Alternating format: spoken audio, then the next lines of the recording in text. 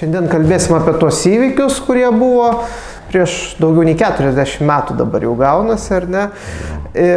Bet gal pradėkime nuo prieš istorijos. Jūs kažkaip taip nutiko, kad senelis sudomino tą Lietuvos istoriją.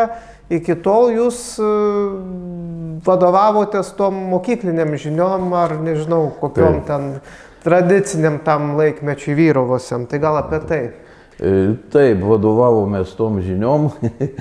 Aš tiksliau vadovausi ir ne tik mokykliniam, bet ir propagandiniam, kurios buvo skleidžiamos per kinoteatrus pagrindę tarybiniais laikais.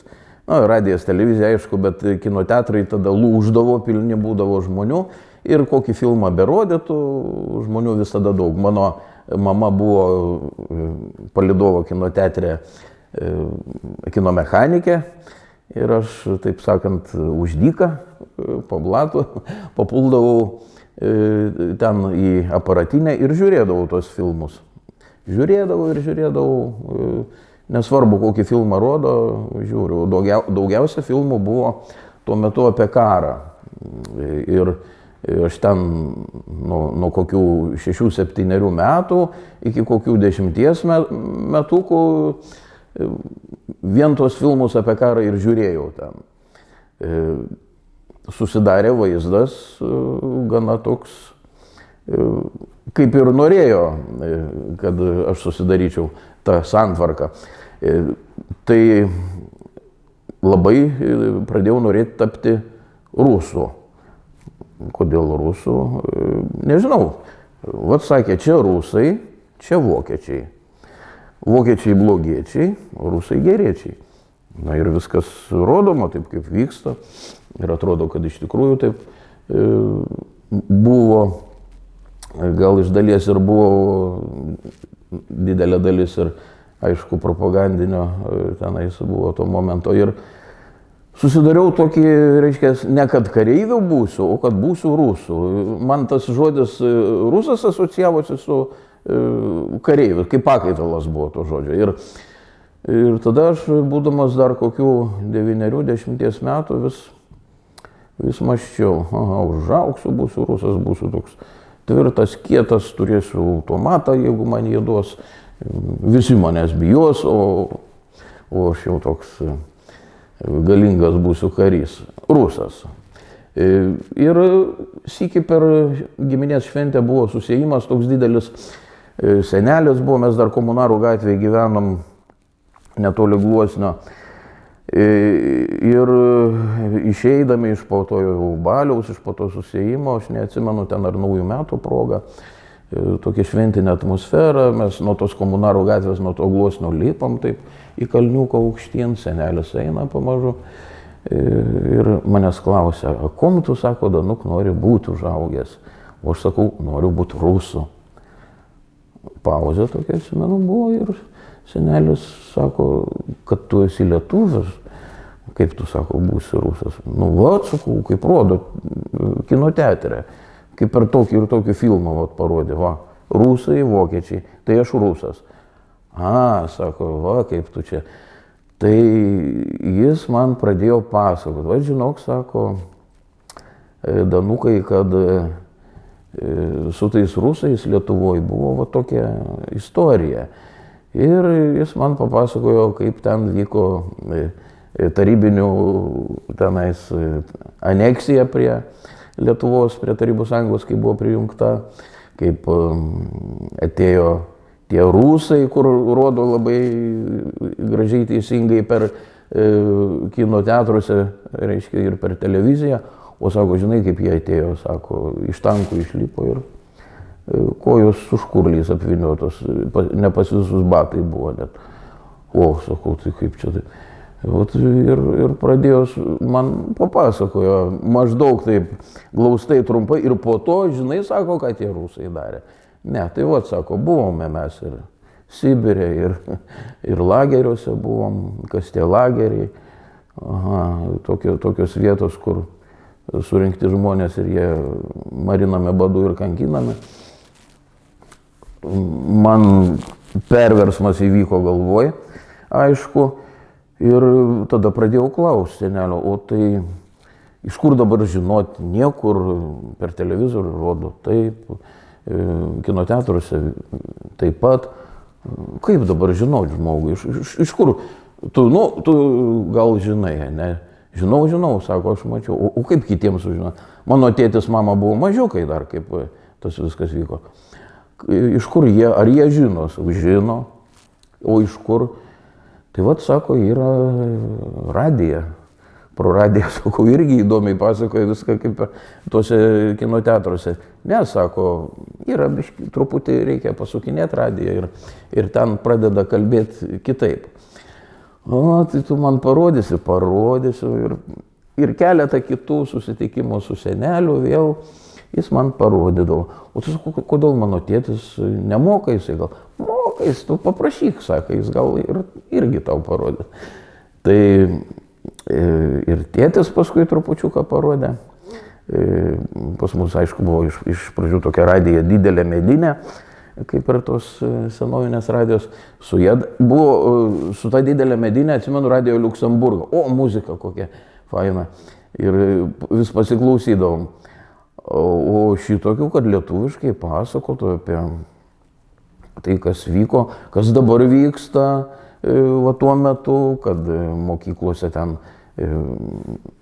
spaudžia vaikus, kad jie neitų į bažnyčią, jeigu tikintis, kad dar įvairių savo įsitikinimų negali turėti, tik tais taip, kaip yra dėstoma. Ir klausėmės, aš vienas klausydavau tada ir po to pradėjau mokykloje. Prieš pereinant į mokyklos temą, norėčiau paklausti dar, reiškia, senelis, iš kuris va taip va irgi tokių nuotaikų turėjo, kokie dalykai mokykloje dėstė ir kokioje mokykloje, va, gal apie tai truputį. Senelis buvo Smetonos armijos karininku, tarnavo šarvuočių rinktiniai, čia ir yra nuotraukos jo su karininko uniforma prie šarvuočio. Todėl, aišku, jis žinojo ir turėjo tų nuotaikų antitarybinių tokių. Va, o paskui iš karininkų jam teko, kadangi turėjo gerą fizinį pasiruošimą, jį kaip tai priėmė į mokyklą fizinio lavinimo mokytojų po Antrojo pasaulinio karo. Va, ir jis tada kaip pedagogas irgi turėjo įgūdžių pedagoginių, todėl jis galėjo man papasakoti atitinkamai, pateikti atitinkamai kaip vaikui, kad man būtų suprantama ir priimtina.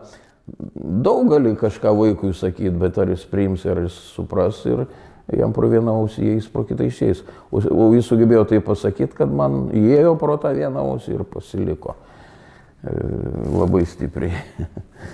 Jūs centre gyvenot, kurioje maždaug vietoj?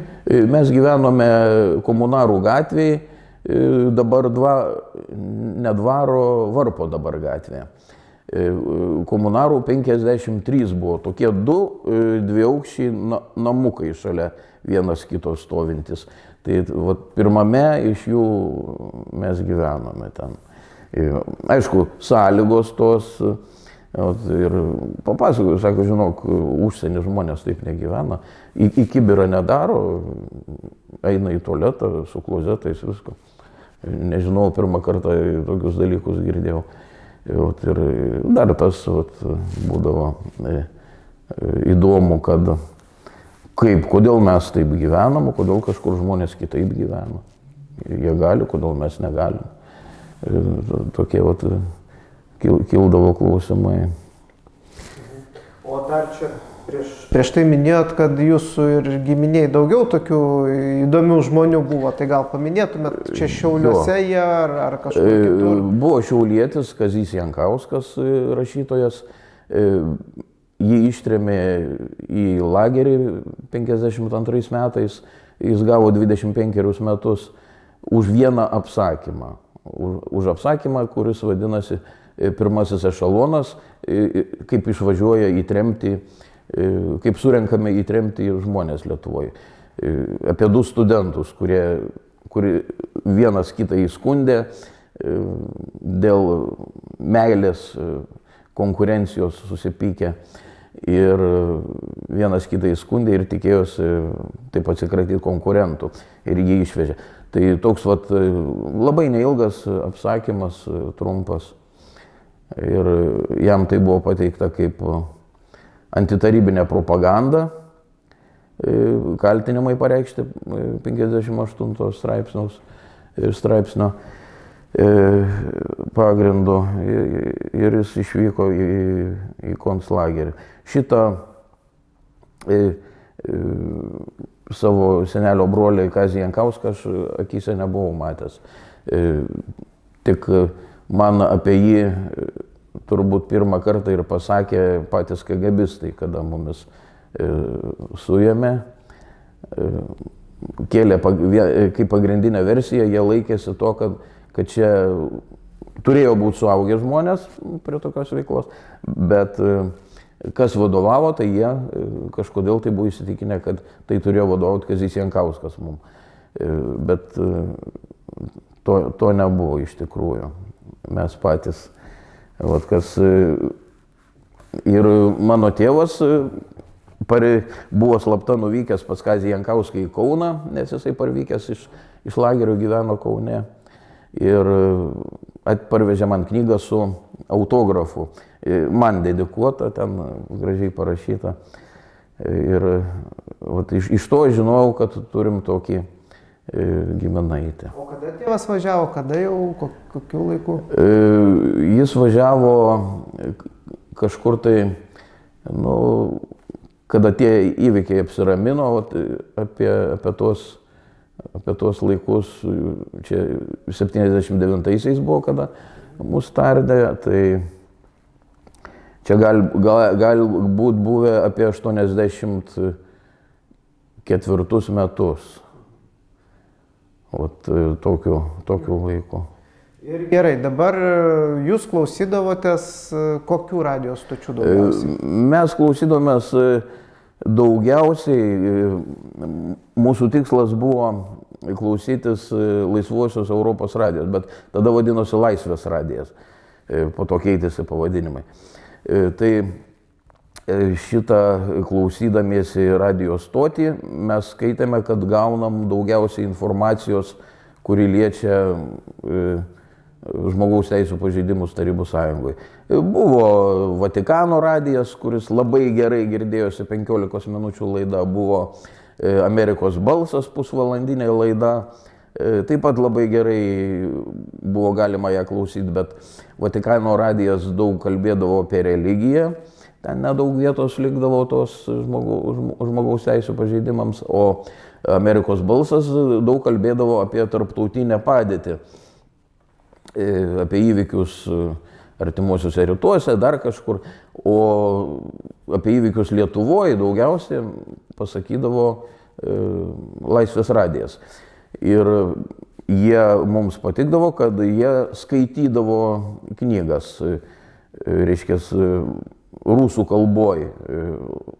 Radio Svoboda skaitė Archipelagų lagą ir buvo labai gerai skaityti ir konspektuoti, klausytis ir konspektuoti. O lietuvių kalboj buvo skaitomas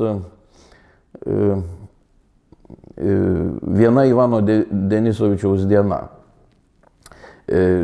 Buvo ši knyga išleista Lietuvoje 1963 metais, o parašyta 62 metais Solženicino, tai tą lietuvišką vertimą jau per Laisvės radiją skaitė. Ir taip pat per Laisvės radiją buvo skaitomi reguliariai Lietuvos katalikų bažnyčios kronikos leidiniai, nes jie būdavo išvežami į vakarus slapta ir ten jau Laisvės radijas pateikdavo. O ten buvo visi įvykiai surenkami žmogaus teisų pažeidimo srity. Ir visą tą konspektuodavau, po to duodavau savo bičiuliams perrašinėti. Taip įdomu, detaliau būtų sužinoti, pavyzdžiui, minėjot 15 minučių Vatikano radijas. Vatikano radijas 15. Amerikos balsas pusvalandis. Pusvalandis. O Radio Svoboda kiek? Valanda laiko. Valanda buvo susidėjo iš to, kad pusvalandis buvo kartojimo praeitos laidos ir pusvalandis naujos laidos. Ir taip gabalais ėjo. Tas, kad buvo kartojama, buvo labai patogu, nes ne visada mums pavykdavo surasti netrukdomai klausantis. Arba buvo tiek trukdoma, kad sunku labai buvo išgirsti. Bet gaudant labai atsargiai, labai švelniai, reguliuojant radio imtuvo VF, vis tiek galėdavai pagauti beveik kiekvieną dieną. Bent jau per savaitę 2-3 kartus tai tikrai pagaudavai, kad pasiklausyti normaliai laidą. O trukdymai sumažėdavo, buvom pastebėję, kad trukdymai sumažėdavo per šventes, ar tai dėl, gal ten būdavo išeiginės toj trukdymo stoty, o gal baliai vykdavo ir keletą laidų iš viso buvo tekę girdėti per šventes, kad jokio trukdžio visiškai. Kaip Lietuvos radijas. Pasiklausėm nuo iki, tai mielo malonu, užsirašėm. Reikėjo, aišku, įgūdžio, kad konspektuoti spėtum. Spėdavom kažkaip tai. O kiek jų metų tada jau buvo? Pavyzdžiui, 79. Nuo 10 metų taip jau intensyviai pradėjau klausytis ir konspektuoti draugam, kurie buvo 5 viduriniai klasiokai. Tiem klasiokam įtraukiau juos, paprašiau, kad padėtų man dauginti. Gerai, sako, jau daugino. Ten Gediminas Lapė, Valdas Šiukšteris iš 5 vidurinės. O po to tėvai persikėlė gyventi į pietinį rajoną ir aš ėmiau vaikščioti į 16 vidurinę mokyklą dabar. Aha, dar nepabėgant nuo tos temos, įdomu viską žinot, kaip kokių maždaug laikų būdavo vakare? Vakare būdavo jau Laisvės radijas 2 kart per dieną transliuodavo. Pirmą kartą tai man nepavykdavo, nes būdavo mokyklos laikas, neatsimenu kurio laiku, o vakare būdavo ar tai nuo 8, kad jau būdavo tamsu. Pagrinde būdavo tamsu. Vasarą tik tais, jeigu dar aišku šviesu, bet tamsių o gal ir net nuo 10 valandos, o dabar tą laiką gal ir nuo 10 valandos. Čia dabar mes tas 3 išvardėjom, Svoboda, reiškia, Amerikos balsas ir Vatikano. Tai jie kaip išsidėstydavo tas? Jie labai gražiai būdavo išsidėstę, galėdavo paklausyti ir vieną, ir kitą, ir trečią. Bet dažniausiai negaiždavau laiko, eidavau tiesiai prie reikalo, Laisvės radijo. Kartais dar Deutsche Welle būdavo rusų kalboje, kartais labai gerai girdėdavosi, atsisukdom, bet ten ištisai tarptautinė padėtis. Mažai to įvykio, o Lietuvos įvykio, aišku, ten iš viso neatsispindėdavo. Helsinkio grupė ten Maskvoje, Sakharovas, ten dar kažkas. O daug kas mėgdavo Radio Luxemburg, Radio Luxemburgą aš asmeniškai labai retai klausydavau. Mūsų grupėje buvau atsakingas už ideologiją, o Radio Luxemburgą klausydavosi klasiokai Sigitas Šlenderis, Edmundas Žiedas, jiems buvo reikalinga, nes jie muzikantai buvo mūsų, grodavo gitaromis. Tai nuostabiai grodavo gitaromis ir šitą The Animals House of Rising Sun jie pasiklausė. Tai visą Lietuvą dainuodavo šitą dainą pagal Trakų Maironio eilėraštį Trakų pilis ir tą melodiją jie pritaikė ir dabar dar kažkiek Keistuolių teatras atrodo sudainavęs yra labai neblogai. Tai vat, šita daina mūsų buvo kaip himnas ir šitie mūsų muzikantai pakeldavo mums labai dvasią. Bet kokie susijimai klasės, ar ekskursijos, ar išvažiavimai autobuse, viskas. Kaip tai auklėtojai nekreipė dėmesio. Mūsų auklėtoja buvo labai gera, tolerantiška tokia ir čia jaunimas groja, dainuoja, kažką rašo, viens kitam rodo. Ne, nebuvo jokios kontrolės, nieko. Svarbu ne iš tėvų pusės, nehuliganavoja vaikai, o jie kažką tokio dirba, gal įgūdžius paskui turės gerus ateičiai, įsigyti profesiją ar ką, leido mums užsiimti šitokią, gal būtų atidžiau pasižiūrėję ir aišku, būtų sakę baikit, nes čia nukentėsim visi. Bet atidžiau niekas neėmė žiūrėti, ką mes ten rašom ir ką viens kitam perdodam. O klasiai 16 vidurinės, 6 B klasiai visi tą žinojo, ką mes darom, bet nei vienas niekur neįskundė. Iš klasiokų jokia informacija į KGB ar kažkur neišėjo, nenutekėjo. Ir mūsų ta veikla buvo uždrausta ne įskundus kažkam. O dabar žiūrėkit, jūs, dar Liuksemburgo radijas kokiu laiku būdavo, ar jis visą parą grodavo? Man rodos visą parą galėdavai patogiai labai atsisukti ir klausytis bet kada. Žiūrėkit, jūs gyvenote netoli trukdymo stotis buvo gaunasi. Kada gyvenau Komunarų gatvėje, netoli trukdymo stoties, ten aplamai labai gerai girdėdavosi. Tos trukdymo stoties antenos ant kalniuko ir labai aukštos. Ir aš nežinau, kad ko gero jos neimdavo kažkiek tai atstumo aplink tą anteną. Ir praktiškai, kol gyvenom Komunarų gatvėje, labai gerai viską girdėjau. Kai persikėlėm į pietinę, tas buvo Grinkevičiaus gatvė, priešais parką, dabar kur ta Saulėtekio mokykla vidurinė. Tai irgi buvo laukas atviras, vat irgi galbūt tokia dėkinga padėtis geografinė, kad gaudyti tas bangas Užjūrio. Va. O aparatai buvo, minėjo, didelis aparatas, po to Vefas atsirado. Didelis aparatas, po to tėvai nusipirko Vefą. Ir su to Vefu puikiausiai, pats geriausias buvo gaudimas su šito Vefu. Reiškia, mes gaudėm, užrašinėjom viską ir parašė savo rankraščius.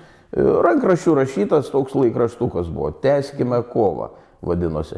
O čia, kaip rusai rašo, Tęskime kovą. Jiems buvo labai sunku išversti tą pavadinimą į rusų kalbą, o po to vėl į lietuvių kalbą, verčiant gavosi Tęsiam kovą. Na gerai, tęsiam kovą, vis tiek mes tą kovą tęsiam. Ir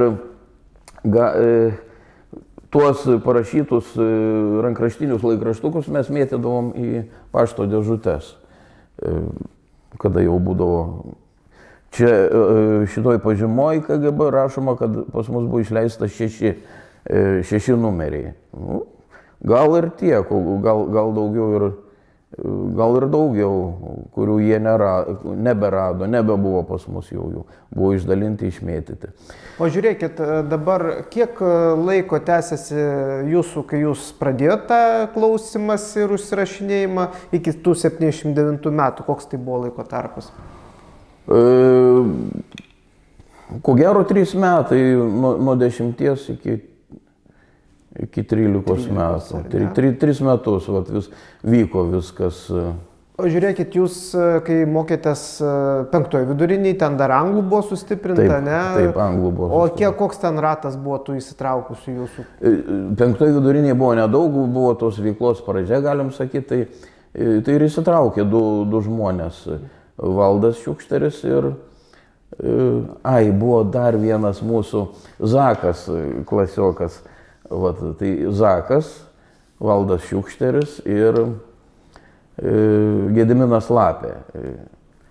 Vat, ir tada tik tiek žmonių buvo įsitraukę ir 5 viduriniai dar nespėjom nei dalinti, nieko. Tai Valdas Šiukšteris padėjo siūti, mama buvo siuvėjos įgūdžių turinti moteris ir jis prie tos siuvimo mašinos prieidavo, mum kaklaraiščius pasiuvo, mėlynus, kažkodėl mėlynus, mes galvom, kad turi būti tamsiai mėlyni mūsų kaklaraiščiai, mūsų spalva. Mes suraidėjom TGSV, tai gyvuoja geriausia Smetonos valdžia, mes sugalvom tokį šūkį, kad reikia savo turėti ir tada eidami į mokyklą po baltiniais pasiryždavom tą mėlyną kaklaraištį ir kiekvienas rytą, kai susitinkam, pasisveikinam ir ištraukiam iš baltinių, parodom, kad turim mes dar laikomės. O ant viršaus buvo raudonas kaklaraištis. O ant viršaus buvo raudonas kaklaraištis, kurį paskui mums jį nurišo gražiai 16 viduriniai mokyklai. Už visą tą veiklą iš pionierių buvom išmesti. Kelintais metais persikraustėte į Pietinį rajoną? Į Pietinį rajoną persikraustėm, ko gero, 79 čia jau įvykiai, tai 77 metais persikraustėm į Pietinį rajoną. Ir kaip tiksliai ta vieta, kur jūsų langai buvo, į kurią pusę? Buvo į Rėkyvos pusę langai. Nuo, kaip yra Grinkevičiaus gatvė, po to jin buvo pervadinta Lieporių, o po to vėl Grinkevičiaus dabar grąžintas pavadinimas. Tai kur yra 16 vidurinė mokykla buvusi, Saulėtekio dabartinė, ten yra didžiulis parkas. Tada nebuvo to parko, tuščias laukas ten buvo. Tie medeliai buvo ką tik pasodinti mažučiai. Tai vat mano langai, kaip tik mano kambario langas buvo į tą pusę. Į Rėkyvos pusę per šitą plyną dar lauką, kur dabar yra parkas. Tai ko gero, man gal dėl to ir pavykdavo pagauti tas bangas, kad neblogai radija girdėjosi ten toj vietoj. Ir koks buvo tada jau ratas jūsų 16 viduriniai? 16 viduriniai jau buvo ratas išsiplėtęs, jau buvo ir kurie grinai dirbo ir padėjo, tai buvo Sigitas Šlenderis, Edmundas Žiedas, ir Urbonas toks klasiokas buvo. Dabar neseniai teko jį matyti, su mano seserim Anglijoje susitiko, jie buvo Anglijoje, dirbo vienoje vietoje. Ir šiaip visi klasiokai žinojo. Ir dar vieno klasioko pusseserę jis apsiėmė, kad atspausdindavo mums rankraščius. Kai kuriuos rankraščius mėtydavom į pašto dėžutės ranka rašytus šitų savo leidinių, o kai kuriuos prašydavom, kad atspausdintų, tam, kad galėtume siųsti į užsienį, į Laisvės radiją. Tai vat siunčiant į Laisvės radiją, įdėdavom į voką spausdintą leidinį ir po to čia KGB pažymoja apie mūsų veiklą, iš ypatingo archyvo parašyta, kad susirašinėjimo kontrolės tarnyba užfiksavo šitokį, reiškia, įdėtą leidinį į voką, siunčiant į Laisvės radiją. Dar taip pat, ką siųsdavom paštu, tai buvom siuntę reikalavimą generaliniam prokurorui LTSR, kad paleistų Balį Gajauską ir Viktorą Petkų iš kalėjimo. Galvojom, buvo toks raginimas, mes ne šiaip savo ir adresą ten pasakė, Tik dabar neatsimenu, greičiausiai per Laisvės radiją. Sako, vat, jeigu kas galit, turite drąsos, rašykite laiškus generaliniam prokurorui. Ir jis galbūt kažkiek tai galės paįtakoti, kad va tokia yra visuomenės nuomonė. Aišku, čia naivita kalba. Visuomenės nuomonė nelabai kam rūpėjo, kaip Kaušpėdas daino, kokia kita gali būti nuomonė, kas pasakys, ko reikia visuomeniai, funkcionieriai. Tai vat mes patikėjom, kad gali padėti, šitiem žmonėm rašėm. Jiem parašėm laiškus į kalėjimus Viktorui Petkui ir Baliui Gajauskui, o prokurorui rašėm reikalavimą tokį griežtą. Paleiskit. Paleido. Turbūt tie laiškai irgi buvo atsidūrę KGB. Prokuroras tikrai juos perdavė. Dar minėjot, kad kažkaip kopijavimo aparatų pasinaudodavo, ar ne? Jo, kopijavimo aparatų naudodavomės irgi mama vieno mūsų klasioko pusseserės, ta pati, kur atspausdindavo, jos mama tos pusseserės klasioko dirbo projektavimo institute. Ten buvo kopijavimo aparatas.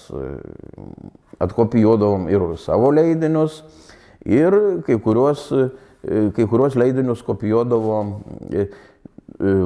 kuriuos gaudom, buvom gavę atkopijuotą, bet čia ne tas, bet irgi atkopijuotas tarybiniais laikais leidinys, kaip samizdatas Archipelago Gulag. Tai čia galima suprasti iš ko, kad tų laikų, kad kopijuota po vieną pusę. Iš abiejų pusių tais laikais nekopijuodavo, nebuvo tokių aparatų. Tai verti, lapas tuščias, vėl verti, toliau. Tai, aišku, gaunasi dvigubai storiau. Ir buvo atkopijuota tokiu būdu Archipelago Gulag. Irgi tokiuose knygutėse, čia pas mane dabar yra 5 knygutės, o ten buvo, atrodo, 10 knygučių. Ir buvom gavę iš mano tetos, mano teta labai buvo bendraujanti, tokia moteris, jin tada buvo studentė, mokėsi medicinos institute Vilniuje ir gavo Mykolo Krupavičiaus, prelato Mykolo Krupavičiaus memorandumus. Memorandumai buvo 2 prelato Mykolo Krupavičiaus. Tai yra sovietų vyriausybei, o po to nacių vyriausybei. Jis nebijojo parašyti reikalavimą, tokį griežtą žodį, ir vieniems ir kitiems buvo parašęs. Ir mums buvo duota, mano teta davė tokią storoką knygą, abu memorandumai vienoj knygoj. Ir sovietų vyriausybei, ir nacių vyriausybei. Man teta davė, sako, kokį turiu, sako, draugai man davė paskaityti. Aš atsiverčiu knygą didesnę ir storesnę daug. Vartau, oho, žiūriu, čia įdomus dalykai rašomi irgi apie žmogaus teisų pažeidimus, kaip apie vežimus į Sibirą, kaip ten tas prelatas jis protestuoja, kad taip netinkama elgtis, nu, taip naiviai aišku, tikėdamasis, kad padės galbūt jo tas protestas toks žodinis. Tai šitą visą knygą persirašiau, pasidariau kopiją ranka rašytą ir po to irgi mums atšviesdavo ir po kelis lapus irgi pridėdavom prie tų leidinių savo Tęskime kovą ir mesdavom į pašto dėžutes. Tai šitas leidinys po to labai neilgai, aš per kokius 2 mėnesius turbūt persirašiau visą tuos 2 memorandumus ir tetai grąžinau. paskaičiau, viskas gerai. Nu, tik niekam nesakyk, nesakysiu, aišku. Ir nesakiau, kai mus pagavo, tai buvo klausimas, iš kur, sako, jūs gavot šitokį leidinį. Tai sakau, čia yra rašyti, nuorašas. Per Laisvės radiją, sakau, diktavo. Ilgai netikėjo ir mane bandė prispausti, ar jie iš tikrųjų žinojo ar nežinojo, kad jis nebuvo skaitomas per Laisvės radiją. Aš to nežinau. Bet greičiausiai, kad jie to patys net nebuvo įsitikinę. Ar šitie Mykolo Krupavičiaus memorandumai buvo skaitomi, ar jie nebuvo skaitomi. Ir man kiekvieną dieną mindavo, tu meluoji, nebuvo skaitoma, sakyk, iš kur gavai. Ne, sakau, buvo skaitoma. Ir taip nusibodo, aišku, man ir jiem turbūt nusibodo, ir po to jau jie manęs nebeklausinėjo. Pagrindinis buvo mūsų, reiškia, tyrimas, žiūrėjo, kaip aš galėjau spėti užsirašyti, kai buvo per radiją kalbami tekstai tie. Man diktuodavo tos pačius tekstus. Pasiėmęs Saugumėtis ir skaito. O, rašyk. Sakau, nebespėjau. Aha, o kaip spėdavai, kai radijos rašydavai?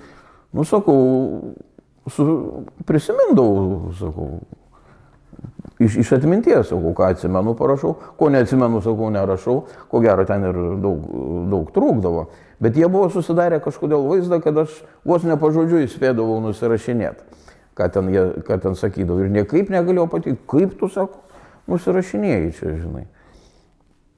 Sakau, taip, noriu išgirsti, man, sakau, įdomi ta informacija ir aš, sakau, rašau.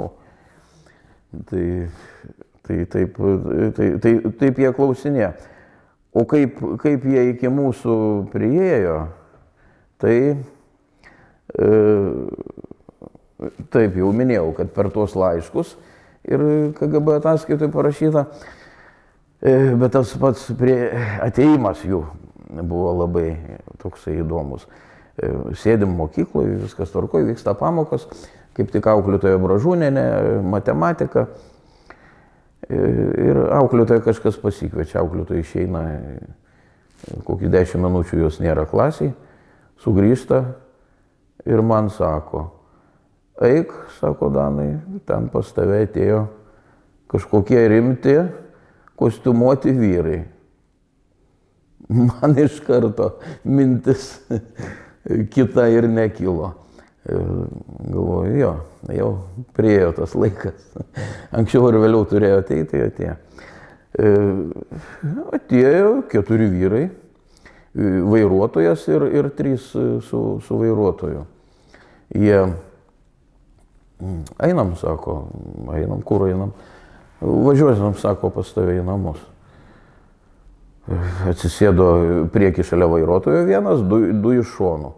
Vyrai tokie, kaip aš vaikas, žiūriu, man jie tokie 2-metriniai visi atrodė. Tų žmonių, kurie mane tardė, nebuvo tarp jų. Jie tik buvo jų funkcija nuvežti turbūt. Kokią mašiną vežė? Viliukas, brezentinės, dengtas, senas, geras, džipas tarybinis. Ir privažiavom prie namų. Priėjom prie durų, paskambina į duris, mama atidaro. Mama visa balta, atsimenu kaip dabar. Suprato turbūt irgi, kad čia jau rimti reikalai. Ir jie prie mamos man sako, ar tu, sako, pats parodysi, kur viskas yra, ar, sako, mums dabar turim, sako, kratos orderį tada taip vadindavo, sako, darysim kratą. Nu, galvoju, darys kratą, išvirs visus namus, o ten tokioje vietoje po rašomuoju stalu, kaip rašomojo stalo, tokio tarybinio, stalčiai būdavo, ir po tai stalčiai, dar tarp tų stalčių ir tarp grindų, tokia koja, bet jinai aplinkui ta koja, lenta tokia. Juoda. Ir paprastai pakeli ir ten guli visa dokumentacija. Sąrašai visi mūsų, parašai, viskas, ko jiems reikia. Nu, ar taip jau. Ir viską pasiėmė, o dabar važiuojam kartu, sako. O pas kitus nebuvo tų dalykų saugoti? Buvo ir pas kitus rado, ten pas Valdą Šiukšterį rado kaklaraiščių prisiūtų ir dar nebaigtų siūti, nes mes tikėjomės, kad plėsis organizacija, bus dar naujų narių ir jiem reikės kaklaraiščių. Va, ir pas kitus supratau irgi, kad darė kratas ir netgi beveik tuo pačiu metu, kaip ir aš ten sėdėjau kabinete, sėdėjo ir kiti kitose kabinetuose. Nes vienu momentu besėdint įeina į kabinetą kitas saugumietis ir sako tam, kur mane tardo, sako, Gediminas Lapė neprisipažįsta. Tas pamojavo ranką jam, kad nieko nešnekė. Gerai, išėjo. Aš supratau, kad Gediminas Lapė nieko jiem nesako. Bet galvoju, į tokią informaciją, kuri sudėta ten tuose dokumentuose, jau jinai prarūgus yra. Jau jie žino, arba dar vartydami sužinos. Tai kas ten yra, tą galima sakyti. O ko ten nėra, negalima sakyti. Tai pats svarbiausias dalykas ir buvo Mykolo Krupavičiaus memorandumas, kad negalima sakyti. Tai nežinau, aš visiems sakiau savo grupės nariam, kas man davė tą memorandumą, iš kur aš jį gavau. Bet ar jie atsiminė, ar jie pamiršo, ar jie, va taip, nei vienas, nei aš, nei kiti nepasakėm, kad tai buvo duota mano tetos Danutės Kuprienės iš Vilniaus. O dabar sakykit, tai sukonkretinant, tai kiek ta grupė taip jau buvo realiai skaičius žmonių? Žmonių skaičius? Kiek čia jie skaičiuoja, tai aš nežinau. Čia jie nedaug rašo. Aš pamenu, kad skaitydamas tą KGB archyvą, o čia kažkur yra suminėti visi nariai, kad jie sumažinę, kai kurie neįtraukti buvo į tą sąrašą. Tai žiūrėkit, jūsų grupė visi pateko, ar liko kiti nuo šaly nesužinojo apie juos? Jo, buvo likusių nuo šaly. Bet kada apibrėžti, kas tai galėjo būti 5-10 žmonių? Tai va, čia mes matom 1, 2, 3, 4, 5, kuriuos jie grinai tardė. Tie, kurie dar buvo mūsų pagalbininkai, bet jų netardė, nes jie nebuvo sąrašuose. Tie 5 čia buvo kaip taryba. Šiaip galėjo būti 10 žmonių iš klasės 16 vidurinės mokyklos, 6 B klasės. O kaip ta chebra iš 5 vidurinės? O ta chebra iš 5 vidurinės mes su jais susisiekdavom, kartais jie ateidavo pas mane į namus, kartais aš pas juos nuvažiuodavau, pas Valdą Šiukšterį, jis irgi Komunaro gatvėje gyveno. Va, ir susitikdavom, kad perduot vienas kitam tuos leidinius, pasikalbėti, ką nuveikėm, kur išmėtėm, kiek išmėtėm, išplatinom po pašto dėžutės tų leidinių. Ir dar buvo užduotis naujos padalinamos, buvo duodama perrašinėjimui nauji šitie leidiniai, o dar buvo ir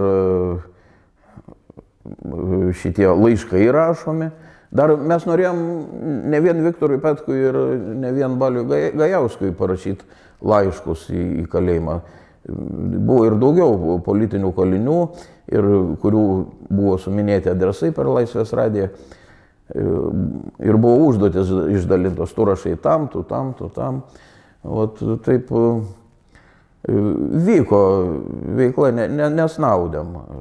O jūs taip vienas toks lyderis buvot, ar vis dėlto ta taryba buvo toks vienas? Jo, be tos tarybos, be šitų 5 žmonių žinios, šitie 5 ir aš, tai 6 mes gauname. Be šitų 5 žmonių ir manęs, kažkas, aš vienas nedarydavau kažko. Visada susirinkdavom arba paklausdavau atskirai prie kiekvieno priėjęs, kad yra tokia mintis. Kaip tu galvoji, ar gerai būtų mums dabar paimti, laišką prokurorui nusiųsti, gal paleis tos kalinius vargšus, kurie kali už nieką, už teisybę. Gerai. Toks mąstymas, aišku, yra keista girdėti, kad 13 metų vaikai galėjo tokius dalykus aptarinėti, ne? Bet žiūrėkit, o dar antras kažkoks lyderis buvo, kuris kažką irgi inicijuotų, jūs, pavyzdžiui, sakot, prieinam mes ir sakom taip ir taip. Taip. O dar jūs toks buvot lyderis tos tarybos, ar dar buvo keli lyderiai, kurie irgi kažką inicijuodavo, sakydavo, darom, dar kažkaip tai Buvo šitie mūsų muzikantai, Edmundas Žiedas, nėra jų, čia šitam sąraše nėra, nei Edmundo Žiedo, nei Sigito Šlenderio. Tai jie buvo tokie kaip klasiai, tokie pusiau tokie, kaip galim sakyti, chuliganiukai, bet ir tuo pačiu Šlenderis jis gerai mokėsi, o toks kompanijos žmogus. Ir tiek Žiedas Edmundas, tiek Šlenderis, jie galėdavo būti tokiais lyderiais, kad pasakyti arba kažką užtarti už mumis, kartais reikėdavo kažkur tais, norim paduoti į kažkokią kitą klasę tų leidinių. O dabar aš ateisiu į vyresnę klasę, jaunesnis, manęs nelabai klausys, gal aš biškį ūgio žemesnio ar panašiai. O jie galėdavo, tiek Edmundas Žiedas, tiek Šlenderis, jiem galėdavo patikėti, jie ateis, žiūrėkit čia, ką mes turim, paimo skaito, kiti, kaip autoritetai tokie buvo. O platindavot, mėtydavot kur maždaug? Maždaug mėtydavom pietiniam rajone. Mes 5 vidurinės moksleiviai čia maždaug apie centrą, o mes imdavom pietinį rajoną ir Leporių kaimą. Aš dar važiuodavau, ten dar buvo Leporių kaimas toksai. Ir Leporių kaime į nuosavų namų dėžutės ten ir daugiabučius tokius, 2 aukščiai tokie kaimietiški, atsimenu, ten neždavau ir mesdavau. Niekas nepareiškė iš tų, svarbiausia, kad iš tų įmestų, tai aš supratau, kad niekas ir neturėjo pretenzijų, nei apskundė, nei nusiuntė kažkur į KGB. Visi tie reikalai su tais žmonėm, kurie gaudavo tos leidinius, labai gerai taip praėjo.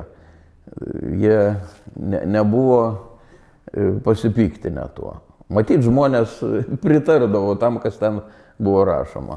O kaip Jūs manot, kas buvo pagrindinis tas dalykas, dėl ko KGB Jūs surado? Pagrindinis dalykas turėjo būti, kaip čia toj ypatingo archyvo pažymoj rašoma, kad susirašinėjimo kontrolės tarnyba užfiksavo laiškus su leidiniais antitarybinio turinio, kuriuose yra. Tai buvo greičiausiai laiškas, kuris buvo siunčiamas, pagrindinis dalykas, į Laisvės radiją. Ir siuntėm ne vieną laišką. Vieną laišką nusiuntus į Laisvės radiją, ploną, neįdėta buvo jokių leidinių, gavo. Ten buvo skaitytojų laiškai, tokia rubrika. Ir vieną gražią dieną skaito mūsų laišką. kuriame mes prašome jų, kad jie atsiųstų mums Viktoro Petkaus nuotrauką. Norėjom turėti tokį kažkokį tai nestabą, bet kažkokią tai ikoną, į kurį lygiuotis galėtumėm. Paveikslą pasikabinti. Va, jie Lenino kabina paveikslą, o mes Viktoro Petkaus paveikslą pasikabinti. Bet sako, atsiprašome mes, tokių dalykų nesiuntinėjam, bet maloniai perskaitė tą mūsų laišką. Laišką galvom, dabar galima rašyti. O galima ir mūsų leidinių nusiųsti, tegul mūsų leidinius paskaito. Bet ką daryti, kad tuos leidinius jie kažkaip, ar mama buvo sakiusi, ar senelis, kad visi laiškai, kurie eina į užsienį, ir netgi Lietuvos ribose yra peršviečiami pro kažkokį rentgeną ir ten mato, kas parašyta. Nei jiems ten reikia šviesti, paėmė, atplėšė brutaliai ir skaito savo. O mums kažkodėl čia. O ką daryti, kad neperšviestų, reikia suvinioti į folgą, sugalvojau. Ar eis čia rentgeno spinduliai? Dar tai pasiklausinėjau, fizikos mokė. Pro folgą praeis? Ne, nepraeis. Gerai. Suviniavau tą leidinuką mūsų į folgą, įdėjau į voką. Ir paskui KGBistai mane atsineša tą laišką. Tai kodėl tu į folgą, sako, suviniavai tą laišką, kad mes jį ir taip perskaitome. Aš galvojau, sakau, kad nepraeina spinduliai rentgeno ir nematysit, kas ten yra įdėta. Jie juokėsi. Taip naiviai. Tai ko gero tas laiškas su folga, siųstas į Laisvės radiją ir buvo mūsų tas suklupimo akmuo. O tada, kai buvo jau ten, sakykime, tarp kitko, jūs, žinom jūsų istoriją, kad jūs taip susidomėjote tą praeitim ir visą kitą, o tie jūsų kolegos, draugai, jie irgi gal paraleliai kažkaip irgi buvo iš kažkur kažką girdėję apie laisvą Lietuvą, tarpukarį? Aš manau, kad taip. Mes pasikalbėdavom, jie žinojo, kas yra Smetona, visi žinojo. Žinojo, kas yra Sibiras, kas yra tremtys, kas buvo tokie partizanai.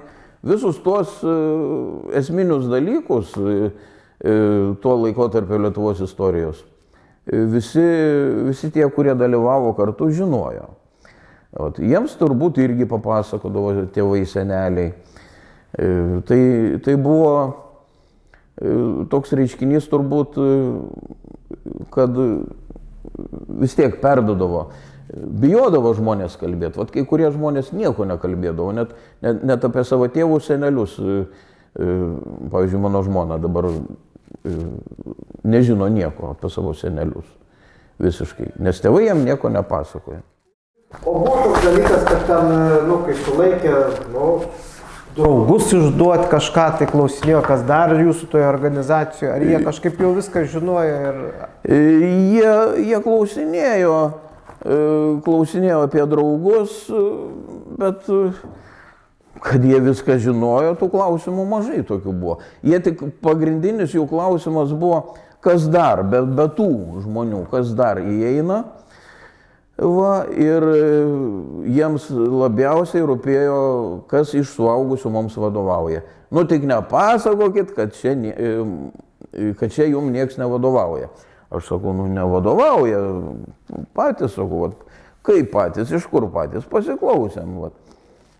Iš kur jūs pasiklausėt?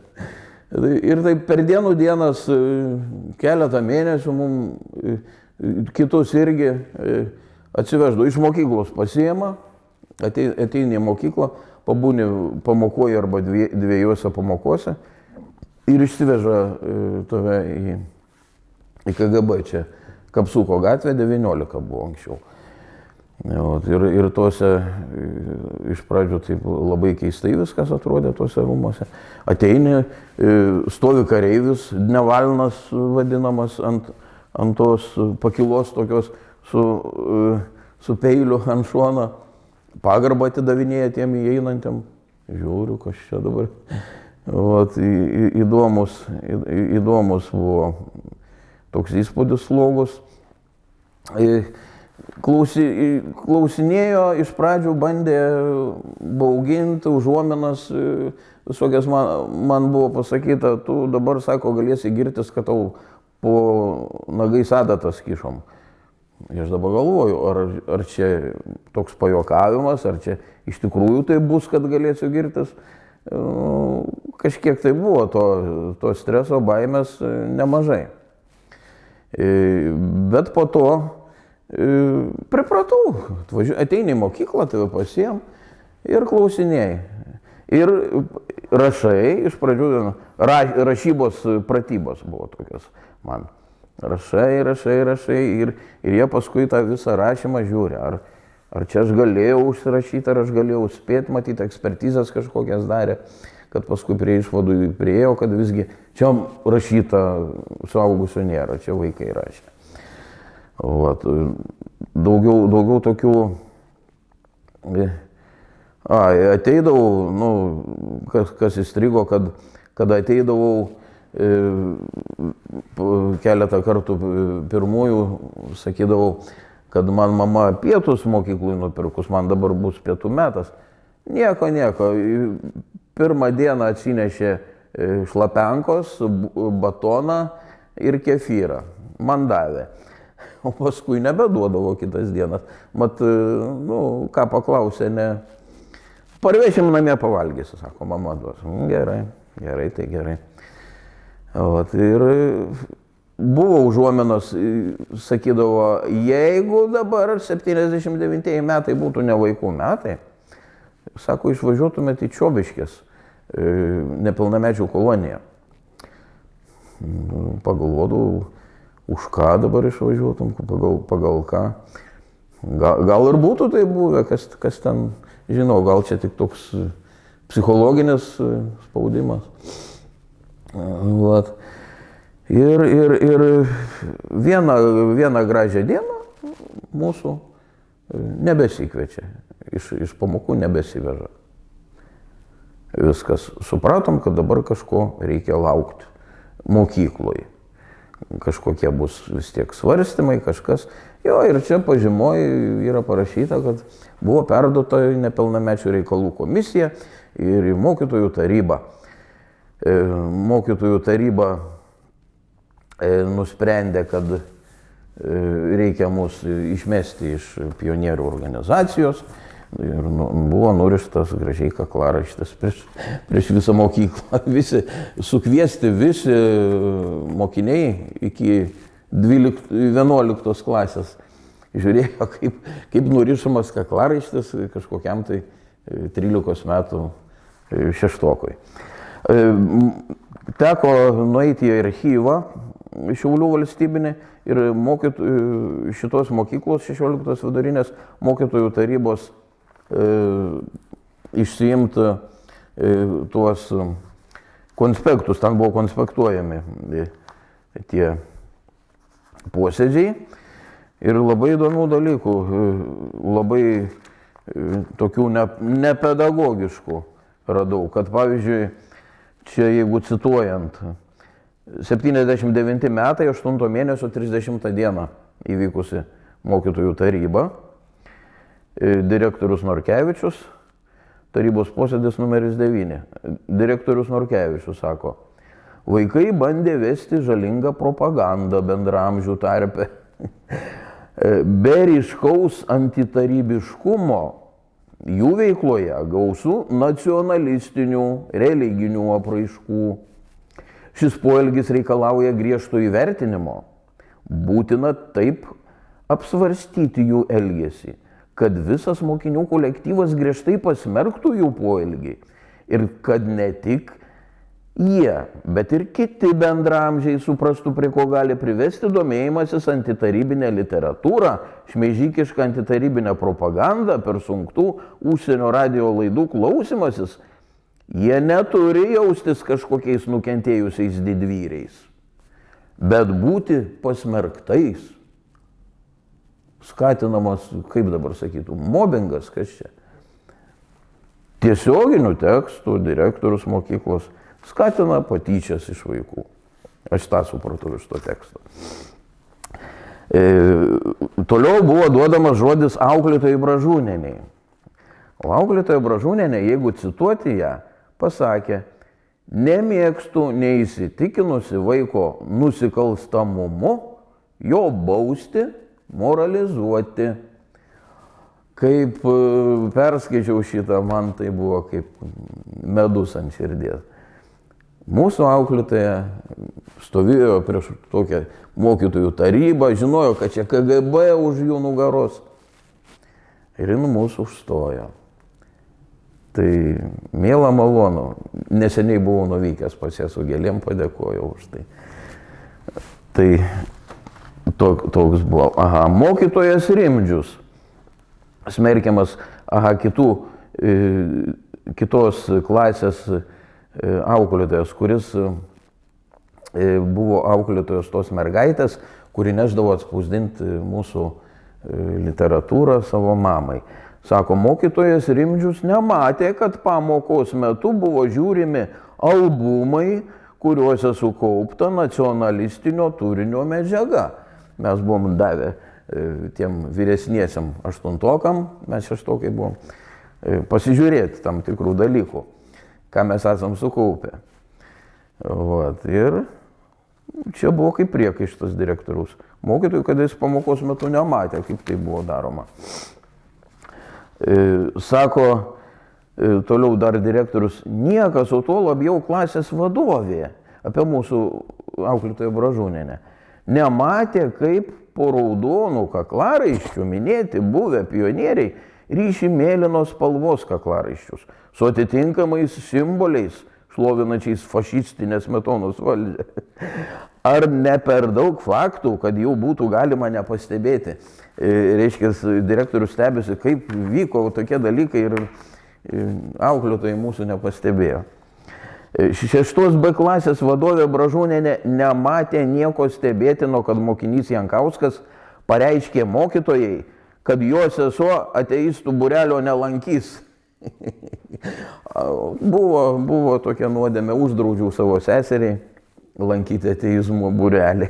O sesuo jaunesnė buvo? Sesuo metais jaunesnė, aš kaip vyresnis skaičiau turintis teisę į teisingą kelią statyti. Toliau sakė, mokytojos Bražūnienė ir Jozaitienė nematė reikalo informuoti administracijos apie incidentą 6 B klasėje, piešiant ateistinio turinio piešinius. Kada buvo liepta piešti ateistinio turinio piešinius, mes aišku nepiešėme visi šie nariai. Ir tai buvo toks incidentas, direktorius tai vardina kaip incidentą, bet mūsų auklėtoja apie tą incidentą neinformavo. Tai jai kaip priekaištas irgi buvo duotas. Tai vat kas buvo, kaip jau mūsų baigė tardyti KGB. Ir po šito posėdžio įvyko išmetimas iš pionierių. Dar kokia sankcija buvo mums pritaikyta, apart išmetimo iš pionierių, tai sumažintas elgesio pažymys. Buvo visiems šitiems įvardytiems nariams nepatenkinamas elgesio, reiškia, įvertinimas. Nors kai kurie iš mūsų buvo tokie padykę, bet pagrindę tai visi buvom drausmingi. Ir aš tai neturėjau jokios pastabos pažymų knygeliai. Be pastabų, o gale metų parašo nepatenkinamą elgesio pažymį. Nu, tai, o sakykit, mokėtės, kaip jūs geri mokiniai buvote? Aš buvau blogas mokinys, nes man susiformavo tokia filosofija, kad jeigu tai tarybinė mokykla, tai ir viskas, kas jo dėstoma, yra neteisybė. Tai kaip buvo vienas žmogus minėjo, sako, kad turbūt jūs, sako, galvojot, kad ir 2x2 ne 4. Tai sakau, panašiai ir buvo. Sutrukdė tas mokytis ir to labiau, kada mūsų klausinėjo keletą mėnesių tardymo metu, išsiveždavo iš pamokų. Mes visą tą laiką, skaitykit, nedalyvavom pamokose.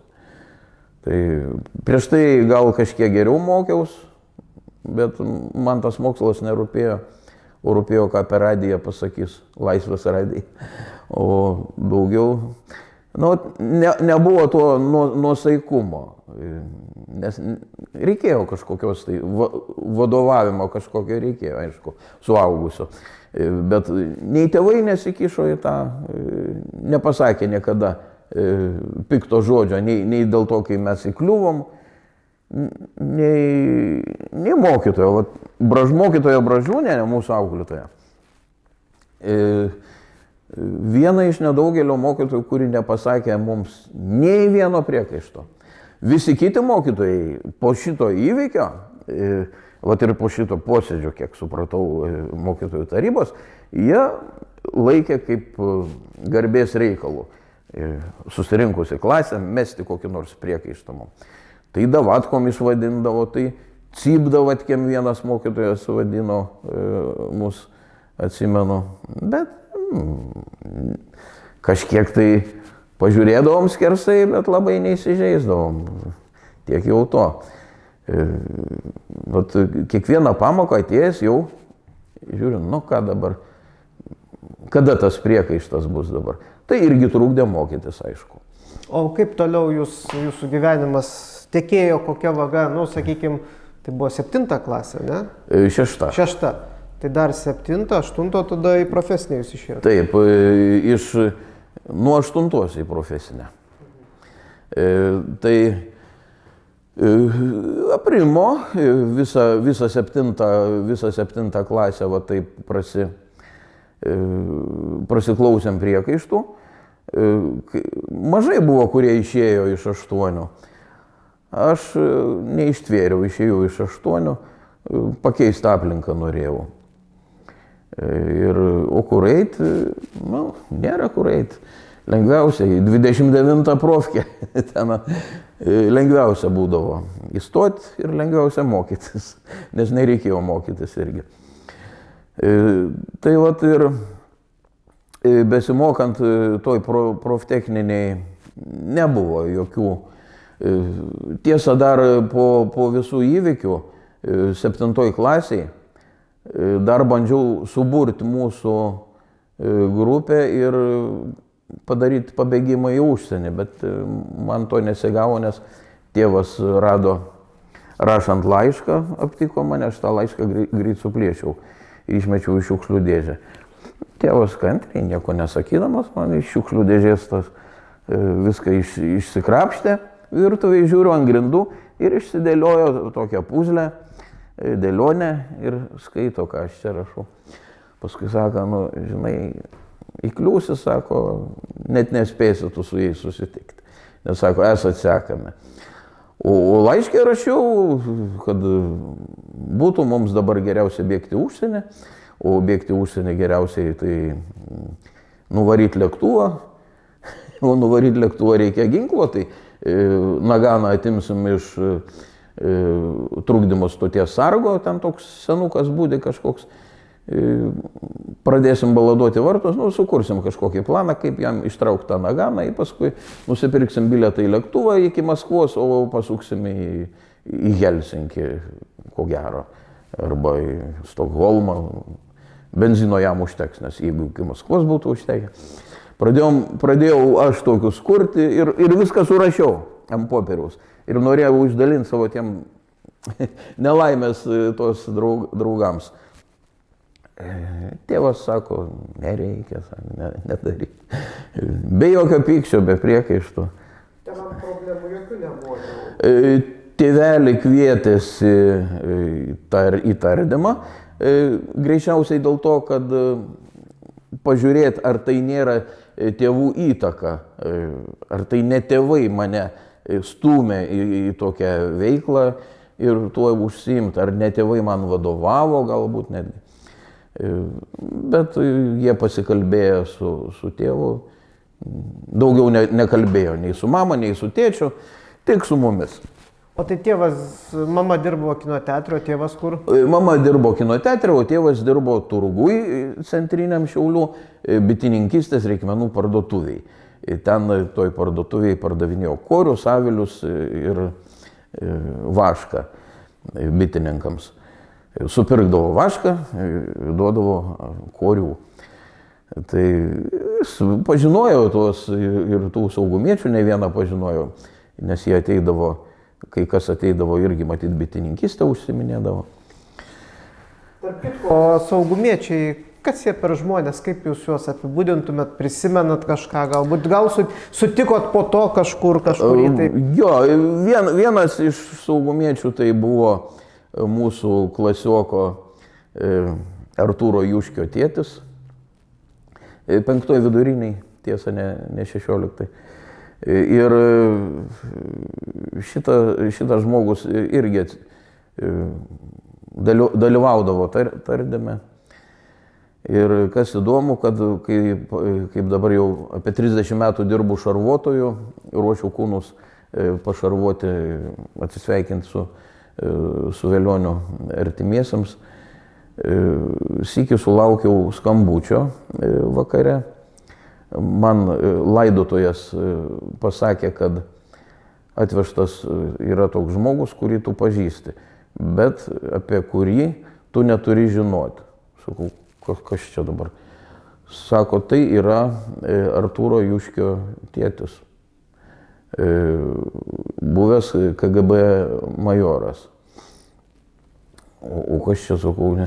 Sako, buvo jo prašymas, kad jis jau sirgo žmogus ilgą laiką, sunkiai. Buvo jo prašymas, kad žinojo, kur aš dirbu, buvo jo prašymas, kad nesakytų man, kad tai jis ir nebūtų jokio užrašo prie jo, kada jis papuls. Bet man pasakė tas žmogus ir man taip keistai atrodė, kodėl nesakyti, ar čia ir numiręs žmogus dar bijo, ar kaip čia. Kažkoks keistas buvo tas prašymas. Nebuvo man kažkokios tai paniekos tam žmogui, tam kūnui, su kuriuo dirbau tada, ar keršto kažkokio jausmo. Nesmurtavo nei vienas ten prieš mane, tik tais psichologiškai. Todėl aš nežinau, ką aš būčiau jautęs, jeigu būtų ten tie adatos po nagais, kaip jie sakė. Bet šiuo atveju tikrai nieko tokio nebuvo. Kiek žinau, vienas tas pagrindinis mūsų tardytojas Benjaminas Lankauskas Šiauliuose gyvena. Internete pasigūglinęs radau, kad yra vadovas kažkokios tai reklaminės įmonės bendros Lietuvos su Rusija. Vėlgi. Tai nežinau, kas ten yra ir kaip. Arčiau nepriejau, nepasidomėjau, nebuvau susitikęs. Tai vat ką buvau susitikęs, tai šitą žmogų jau mirusi.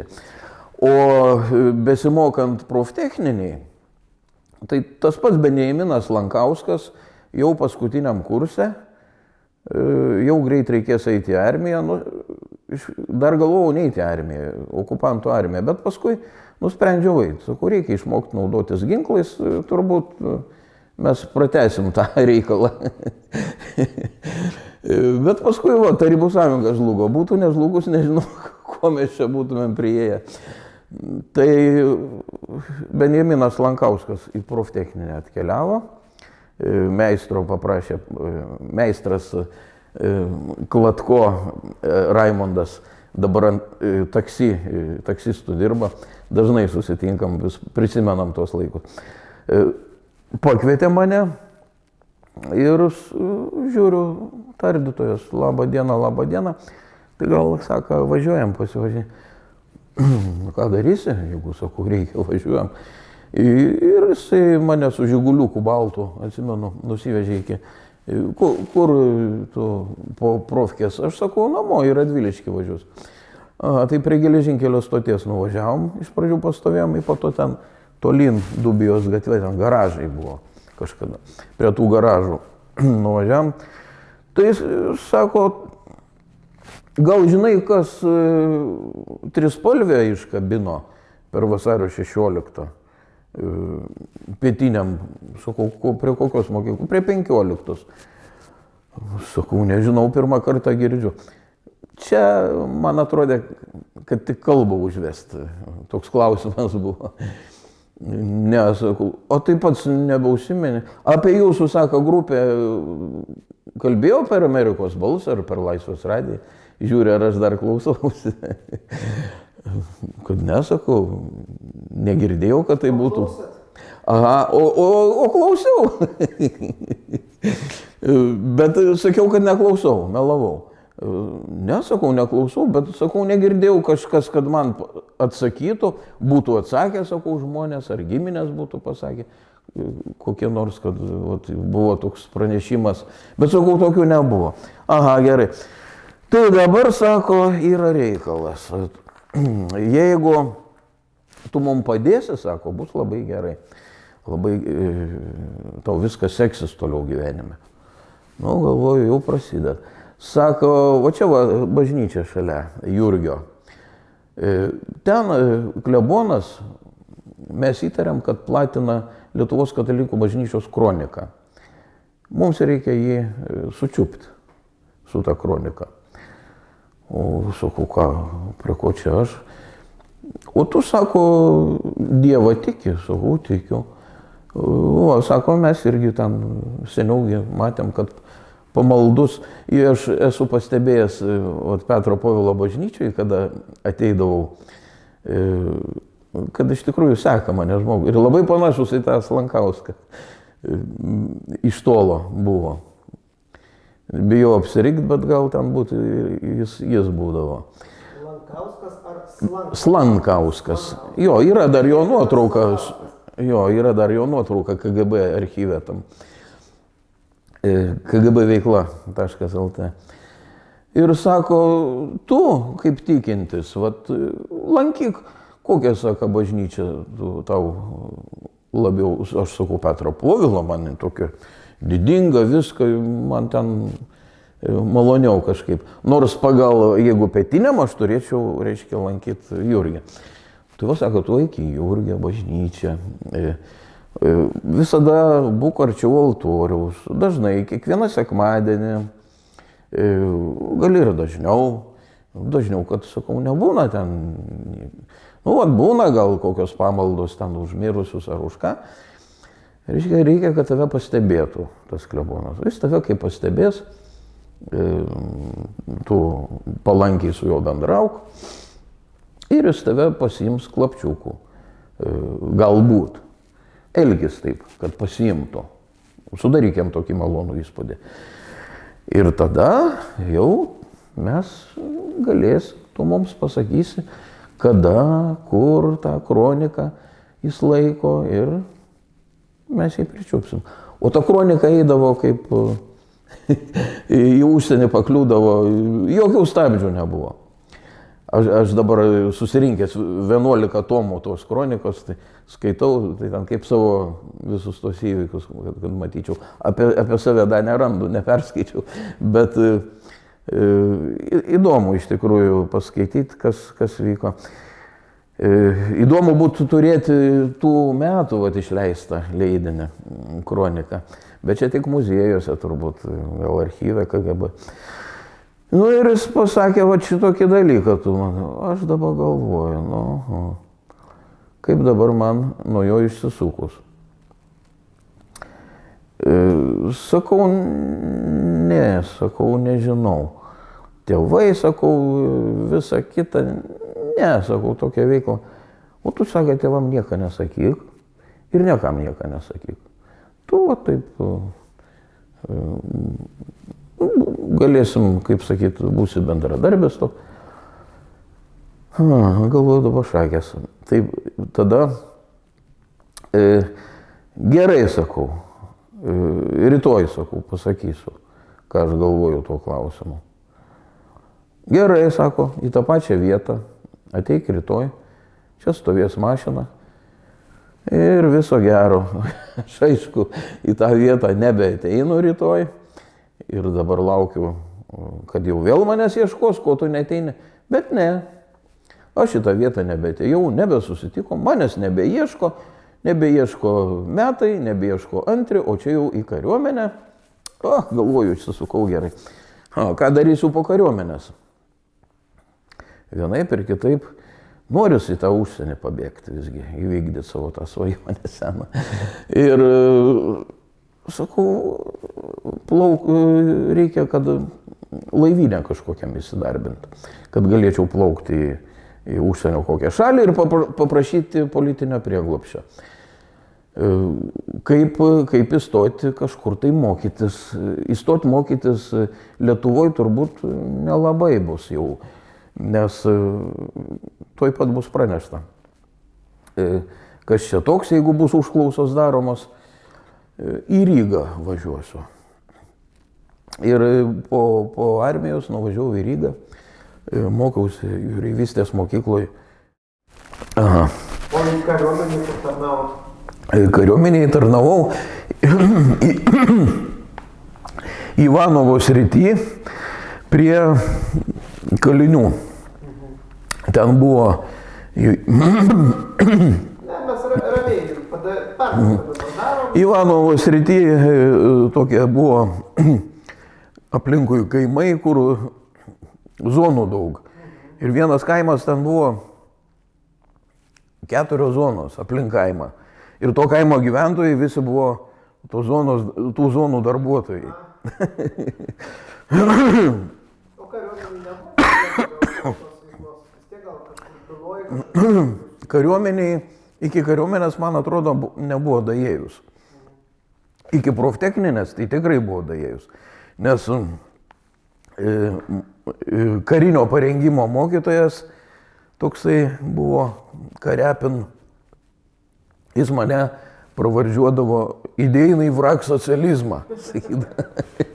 Galvodavau, ko jis čia taip mane vadina? Paskui daėjo, kad matyti yra perduota. Bet su jumoru vis tiek. Kaip sako? Su jumoru vis tiek. Su jumoru. Jis toks su jumoru žmogus. Jis labai geras žmogus buvo. Jis nieko pikto niekam niekada nedarydavo. Iš natūros tokio charakterio gero. O tai gerai, proftechninė mokykla, kuri čia kokia specialybė buvo? 29 proftechninė mokykla, specialybė buvo elektrikas, ten statybų. Tai palaukai, šiandieninė, tai kur čia būtų ta mokykla? Toj pačioj vietoj, bet kaip jin dabar vadinasi? Tai čia kur gal tas aplink?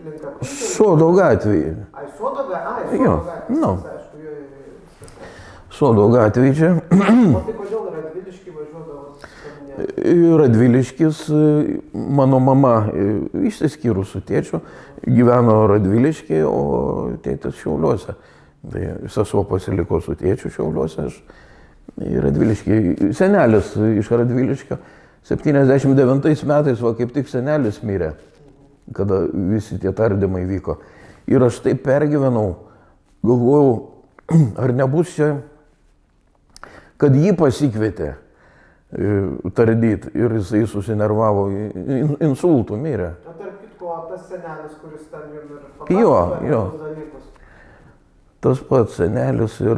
Bet oficialiai buvo informacijos, kad jam būtų kažkokios pasiekmes dėl to. Jūs ir nesakėt nieko? Ne, nieko apie tai nebuvo. Tai čia senelis iš mamos pusės?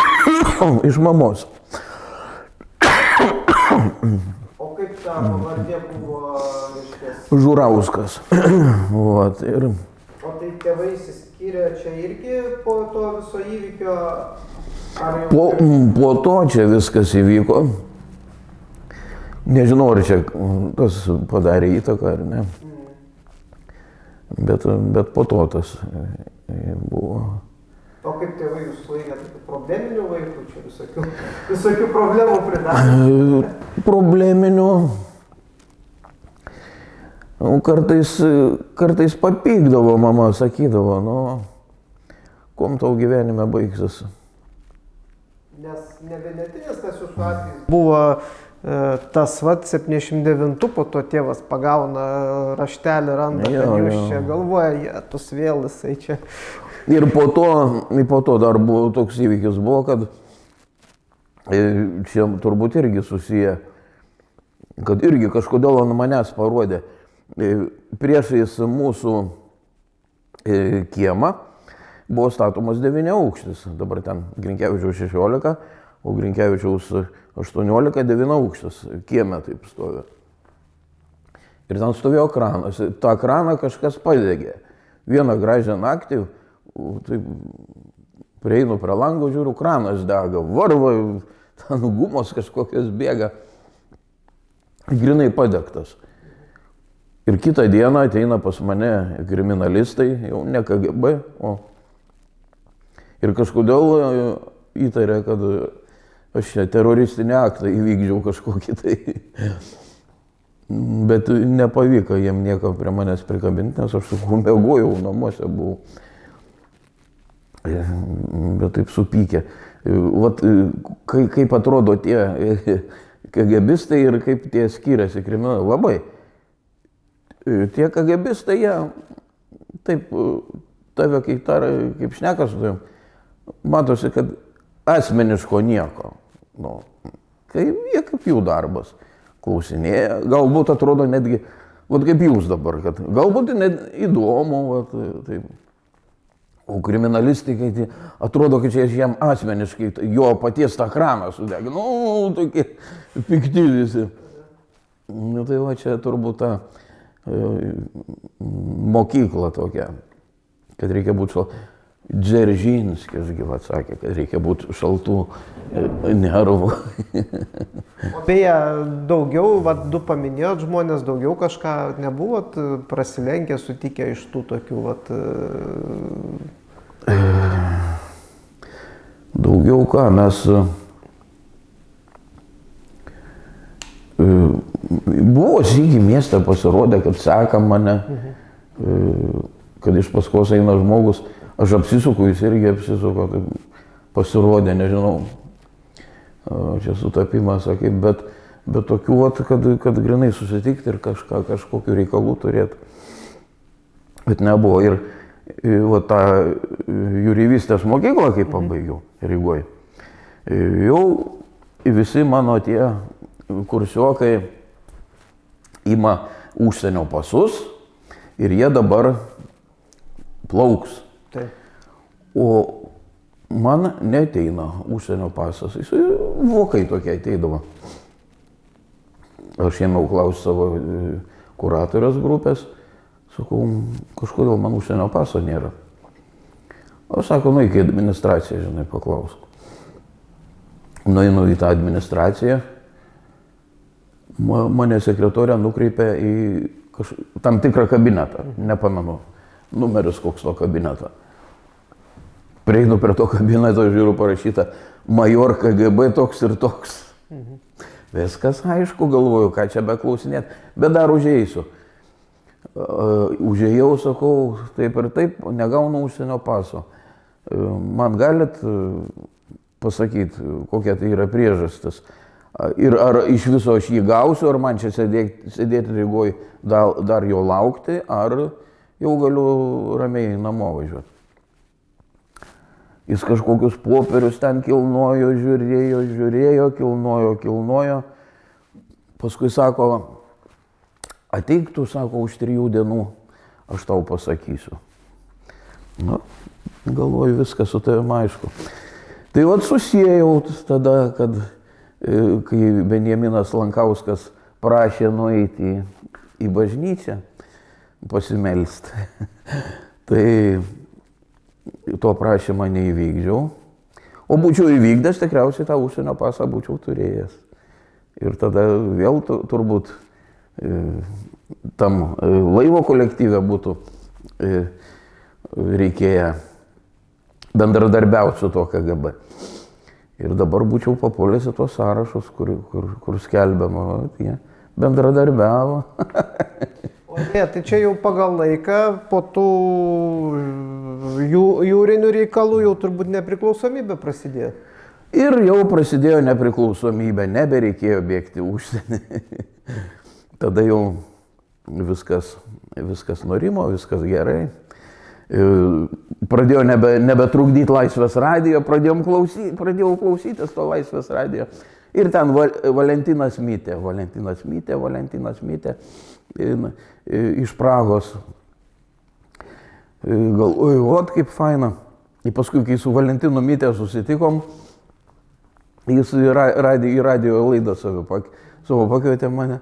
Nu, tai sakau, čia geras, sakau, kaip kokį Nazaret arba AC/DC klausytis, o paskui pamatyti gyvą jį prieš save. Ja, tai gaila, mirė žmogus. O gerai, nepriklausomybė čia sąjungų dalyvavo, ar jau? Jo, į sąjūdį iš karto. Aš tada dirbau, grįžęs iš armijoje tarnavau, ten vadinosi Sabakavod, tai kinologas. Su šunim vaikščiodavau aplinkui į tą zoną, ten buvo išartas toks tarpas tarp tvorų pirmos ir antros ir reikdavo žiūrėti, ar nėra pėdsakų pabėgimo. Jeigu yra pėdsakai, šunį turi statyti ant pėdsakų, pranešti pro raciją ir persekiot. Nebuvo tų pabėgimų, ten viskas ramu buvo, šunys geri, labai myliu šunis ir labai gerai, kad papuoliau su jais tarnauti. Ir grįžęs iš armijos, mane toks truputį giminaitis, Zampolitų dirbantis Radviliškio milicijoje, pakvietė, sako, ateik tu pas mus dirbti, mokėjau jūs kalbėti, dabar žmogus dar gyvas, toks įdomus. Ir pakvietė į miliciją. Galvoju, kažin kaip dabar mane į tą miliciją praleis, kad ir kinologo, kaip čia su to KGB. O jis turėjo užklausimą duoti, bet jis nedavė to užklausimą, nors tam pačiam pastate tas Radviliškio KGB.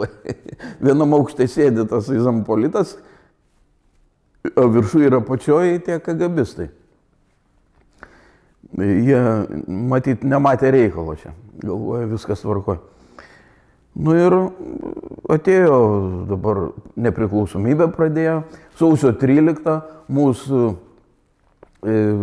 tas viršininkas papuolė, irgi toks ne homosovietikus ir mūsų visus išvežė į Vilnių sausio 13.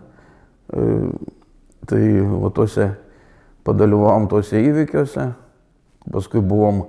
paskui savavališkai išsilūpom žvaigždės iš kepurių ir vienas buvo ten labai nagingas meistriukas, darydavo vyčius. Ir vyčius mums darė vietoj tų žvaigždžių. Ir beveik visa Radviliškio milicija dalyvavo sąjūdžio veikloj. O Zampolitas iš pradžių už galvos susiėmęs lakstė, paskui jau ir pats mato, kad čia jau ta Tarybų sąjunga jau žlugs ar taip. Tai niekas nieko priešais nebesakydavo. Nu ir va, žlugo, o sąjūdis atpuolė savaime kaip jau nebereikalinga organizacija. Nu ir paskui į tą biurokratiją, į tą vėl naujas valdžios struktūras, jau nebe, kaip ten man patiko tas skandalingasis Audrius Butkevičius, kaip pasakė, sako, tokie žmonės, jie neprigyja biurokratinėje aplinkoje. Nu taip ir turbūt mes visi tokie buvom. Nei vienas iš mūsų neprigijo toj naujoje biurokratinėje aplinkoje. Mums nesėdėti kabinete su šlipsu.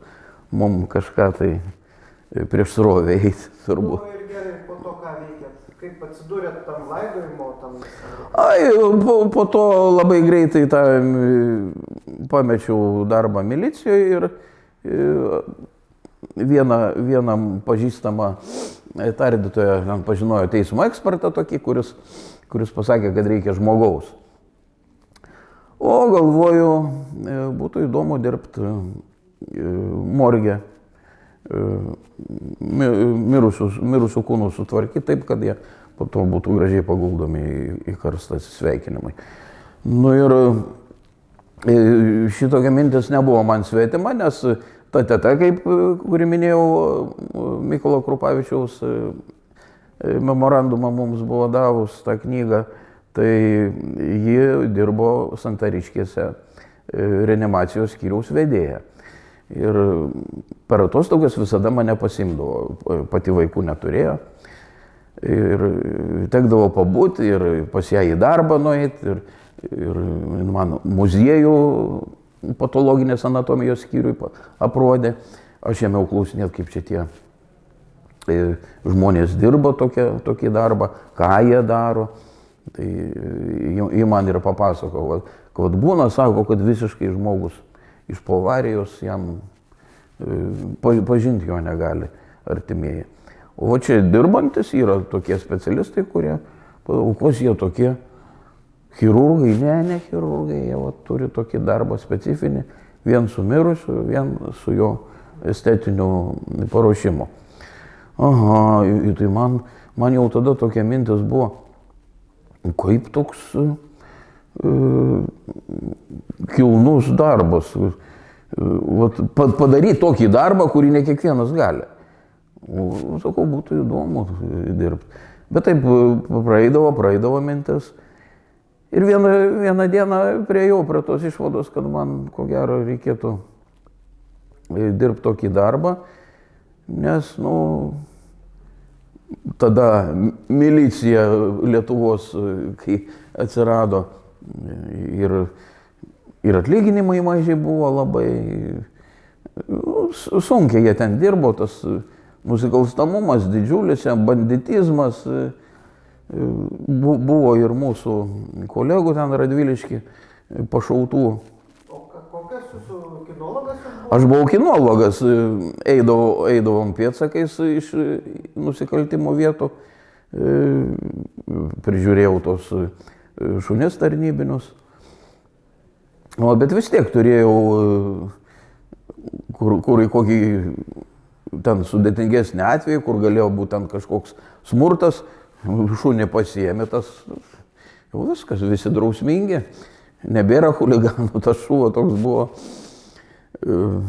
nepėsčias, krimstelėjęs buvo ne vieną gan stipriai ir nemalonumų teko turėti per jo dantis tuos. Bet toks buvo patikimas draugas. Ir po to šuns kada neliko, jis jau senas buvo, to šuns kada neliko, aš ir daugiau to, reiškia, to darbo, kaip ten, etatas ar kas ten vadindavosi, kinologo Radviliškė atsisakė, kai mano šuns neliko. O įti kitą darbą milicijoje aš nenorėjau kažką kitą daryti. Tai ir perėjau į laidojimo, dabar ką dirbu, virš 30 metų jau. Tai vat. Bet žmonės pasakytų, šiurpus darbas, Šiurpus darbas. Kokius metus laiko, kol taip jau grinai pripranti. Ateidavau, į darbą atidarau, toks duris pradarai, mirusysis guli, krūpteli. Atrodo, kad šiaip kažkur atėjau, čia staiga guli lavonas iš kažkur, kol prie to pripranti. O paskui, kvapai, tai ten greitai prie tų kvapų pripranti. Tas psichologinis, kad čia žmogus, kažką su to žmogum darai, ką su juom gyvų negalėtum daryti. Ir skrodimai būdavo viską. Balzamuodavau kūnus. Tai bet paskui kažkaip pripranti, kad tai nėra ne žmogus asmuo, tai jau materija kažkokia, tai, su kuria reikia atlikti tam tikrą darbą. Nu, kaip ir nežinočiau iš tikrųjų, kaip pasakyti žmogui, kuris norėtų įti tą darbą dirbti, bet bijotų. Nežinočiau, kaip jį pripratinti prie to darbo. Internete sūnus liktai jūsų irgi? Jo sūnus irgi tą patį darbą dirba, bet jisai Vilniui. Perdaviau aš jam ten tas visas paslaptis, jis ištobulino, jis linkęs labai į meną yra, tai kadangi į meną jam labai sekasi atkurti trūkstamų kūno dalių, yra atkūręs, tai pas žmogų pusę veido nebuvo, o kitą pusę jis padarė iš vaškų specialių ir nebebuvo skirtumo. Nebuvo prieitum, nebepasakytum, kuri čia pusė ta padaryta, kur tai tokie buvo geras toks įspūdis iš sūnaus darbo. Aš to nesugebu. Nu va, kalbėjom daug visokių temų, netgi tokių įdomių.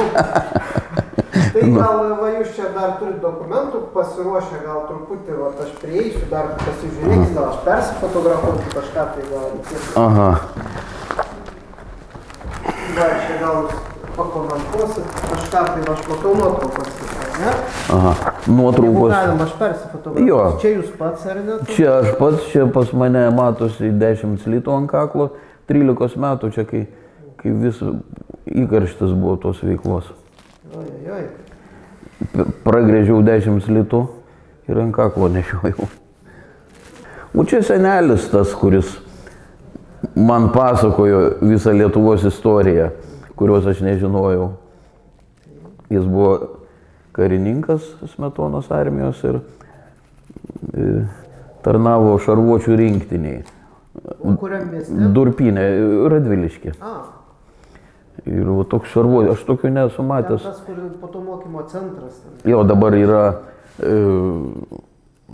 oro gynybos batalionas ir mokymo centras. Aha, subuvęs aš ten. Taip, kas čia dar? Va, čia dar... Čia užrašas. 39 metai. Tokie šarvuočiai. Buvo Lietuvos kariuomenės šarvuotis. Jo. O čia prie vandens telkinio, tai čia kas čia galėtų būti? Kur jie čia nuvažiavę? Buvo net... Kokie gal Gudeliai? Prie Gudelių buvo ežeras. Nu, jie čia kažkur nuvažiavę prie upės gal. Šarvuotis, įdomu. Nu. Ir tokiais pačiais šarvuočiais teko matyti lygiai toks pat viens prie vieno Dubline kalėjimo muziejus yra, iš kalėjimo padarytas. Ir tam muziejui yra nuotraukos 1966 metų karinis paradas Dubline. Ir va tokie šarvuočiai važiuoja. Kalėjime, tai čia gal riaušių malšinimui tokie buvo naudojami? Ne, ten... Ar šiaip kalėjimo muziejuje? Kalėjimo muziejuje, jo, tas paradas, nes tas paradas vyko ten susitaikymo su Anglija proga. Jiegi kariavo ten, reiškia, o paskui jau vyko tokios paliaubos ir susitaikymas. Ir jie, reiškia, važiavo su tokiais, ir aš stebėjausi, Lietuvoje 39 metais tokie, o ten 66 dar su tokiais jie važiuoja. Kiek teko girdėti iš to šarvuočių, tos šarvuočius visus iš Lietuvos buvo išvežti į Koreją. Sovietai ten kariauti.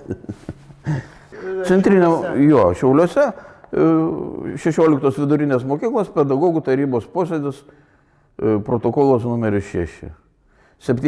Data svarbu, 79, 05-25 įvykęs posėdis. O jūs su tais bendražygiais susitikdavot kažkaip tai? Ir taip susitikti nebeteko mums. Nebeteko? Ne. O tai kaip tai gavo, žiūrėkit. Su klasiokas klasiai susitikdavom. Klasiai susitikdavot, o po to jau po tų, nu, sakykim, po mokyklos baigimo ir jau kai nepriklausoma Lietuva buvo, tai galima buvo ir pasišnekėti.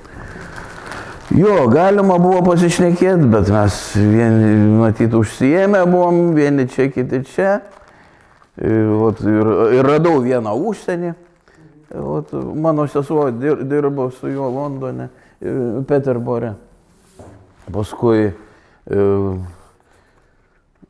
apie kitus tik sužinojau, dabar dirbau su Radviliški laidojimo namuose.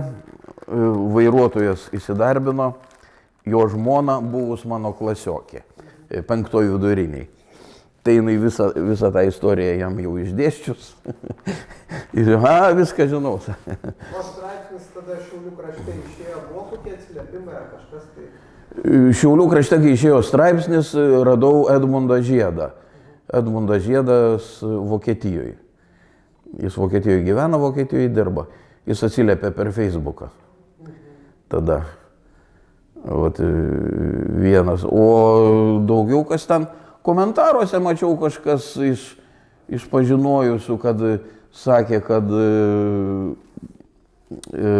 vaikščiojo koks tai ideologas partinis po mokyklas, paskaitas kažkokias tai skaitydavo ir pasakodavo apie mūsų tą atvejį ir visą laiką minėdavo, kad vat čia pavyzdys, kaip jaunimas turi tam tikrų gabumų, bet ne ten juos panaudoja. Žiūrėkit, kad kreipkite jaunimą. Tokių atsiliepimų